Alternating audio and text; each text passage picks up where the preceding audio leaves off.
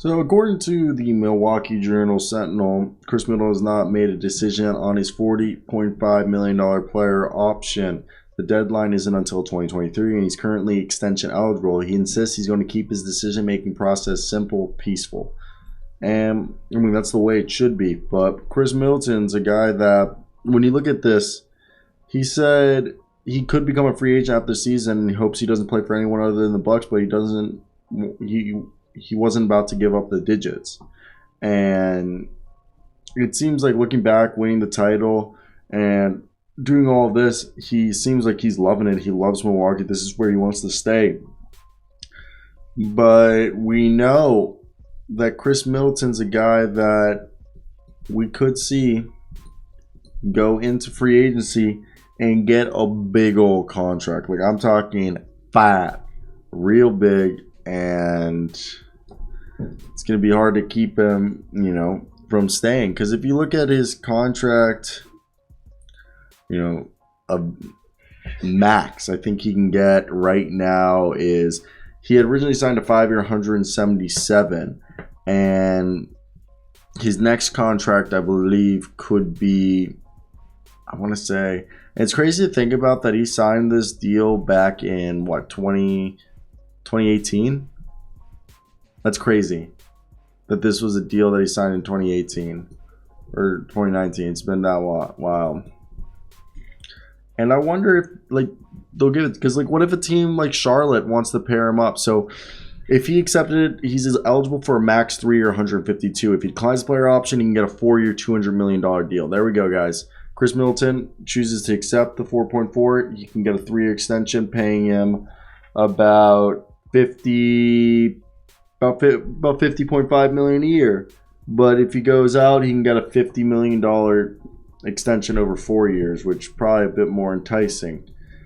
And it looks like if he goes into free agency, he could probably sign a similar deal if he signs with another team to what he's recently signed. So for me, if I'm Khris Middleton and a team maybe like the Charlotte Hornets want to pair him and LaMelo up together, that'd be pretty nice.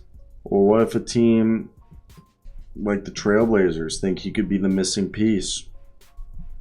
These are all possibilities that I think people need to understand that is quite possible with happening. I think he'll stay because you can get paid the most staying, and why would you go somewhere where you won't get paid as much is the argument. But at the same time, he could be signed and traded. I think it's all very interesting. And I love Khris Middleton. I think he's a phenomenal basketball player, a guy that people have underrated continuously. And I think there will be a time where he'll get his opportunity to run his own NBA team. And I think it's kind of something that could entice him. Is people don't realize a lot of guys will leave good situations after they won titles because they know they can get an opportunity to be the guy. And he'll never be the guy in Milwaukee.